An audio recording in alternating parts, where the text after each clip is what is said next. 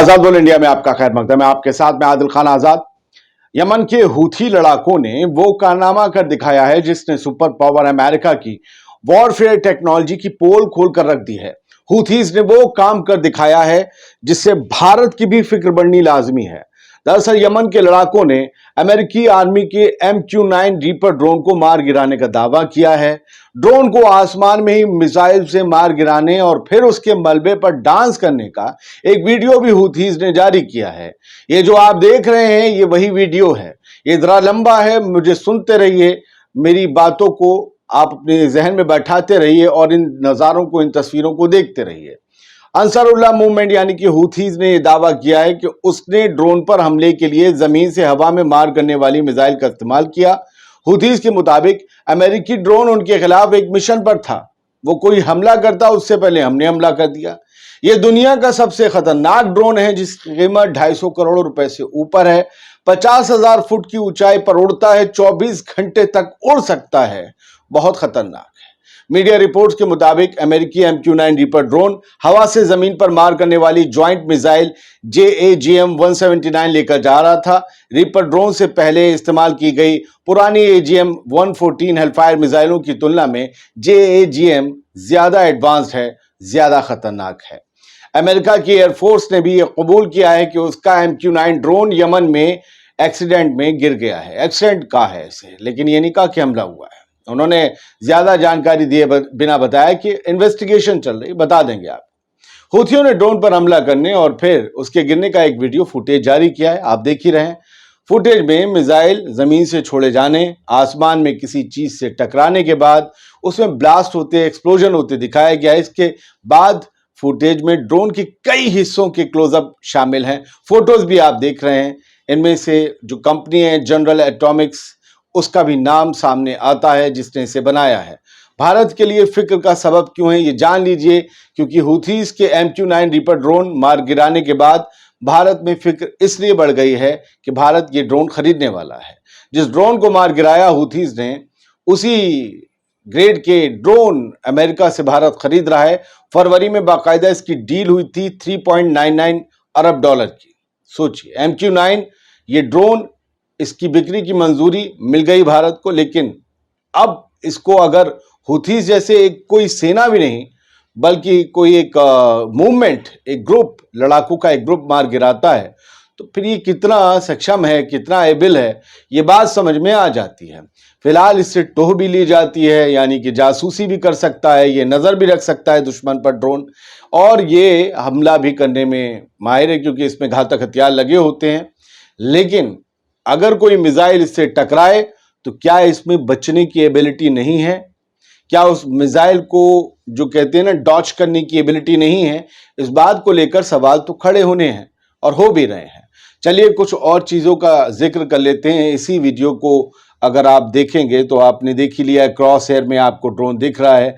ऊपर जाते ही किसी चीज़ से टकराता है, फिर उसके टुकड़े, कई टुकड़े नीचे गिरते हैं, क्योंकि ड्रोन में भी एक्सप्लोजिव मिसाइल्स लगी हुई थी तो और ज़्यादा नुकसान हुआ। और ड्रोन ये बहुत भारी था। इसके पंखे अगर आप देखेंगे, इसके मोटर देखेंगे, और फिर इसके बाद जो है, मैंने कहा था ना, ये जो है वार्निंग 2 मैन लिफ्ट, 52 किलो का ये ड्रोन था। बहुत भारी ड्रोन था हवा में, अगर ये सिंगल प्रॉपलर पे चल रहा था। और ये जो है American drone MQ-9 hit by Yemen, इन्होंने जो है लैला फातिमा ने शेयर किया है। उसमें आप अगर 3 फोटोज में देखें तो ड्रोन के पंखे से आपको इसका अंदाज़ा इसके हैवी होने का लग जाता है। और यमन का ये लड़ाका इसके पास खड़ा है। पता ये भी चला, ये एक कोलाज है, पता ये भी चला है कि जो है यहाँ पर डांस भी किया। यमनी जब भी कोई मिशन अंजाम देते हैं, चाहे वो जहाज़ पर कब्जा करें, चाहे वो जहाज़ पर मिसाइल मारें, और चाहे वो ड्रोन गिराएं, वो याल्ला हबीबी करके, और उनका जो खत होता है वो खत खाते हैं, मुंह में दबाते हैं, बड़ी जड़ी बूटियाँ होती हैं, उससे उन्हें सुरूर बनता है। मुंह यूं करके आप यमनियों का देखेंगे, खत करके गूगल पे अगर सर्च करेंगे तो आपको मिल जाएगा। तो अपना नाचते हैं, खुशी मनाते हैं कि हमने दुश्मन को मात दी है, हमने दुश्मन की ऐसी तैसी कर डाली। लॉर्ड बेबो ने भी वीडियो, और वो जो हम दिखा चुके हैं उनकी तस्वीर, आप तस्वीरें देखेंगे ना, इसमें तो आपको कंपोनेंट्स मिल जाएंगे। ये हमला 27 अप्रैल 2024 को किया गया। नीचे आप तारीख देख रहे होंगे, MQ-9 भी लिखा है। हम तारीख को अंडरलाइन कर देते हैं ताकि आपको समझ आ जाए। और दूसरी डेट हिजरी में लिखी हुई है। ये कंपोनेंट है इस ड्रोन के।